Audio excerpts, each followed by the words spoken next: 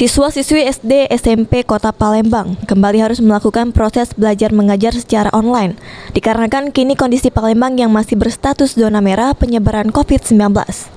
Dengan kembalinya pembelajaran secara online ini, tentunya pemerintah daerah harus segera melakukan evaluasi agar proses belajar berjalan secara lancar tanpa adanya hambatan.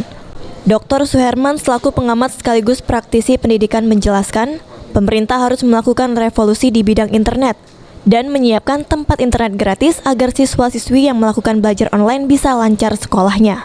Saya berharap kepada wali kota dan bupati agar cepat-cepat melakukan revolusi di bidang internet gratis, menyiapkan tempat anak-anak agar mereka mengerjakan tugas di siang hari tentunya dapat gratis. Itu yang saya harapkan tentunya. Itu saya tekankan lagi kepada seluruh bupati dan wali kota Sumatera Selatan agar menyediakan tempat internet gratis sesuai kita berjalan.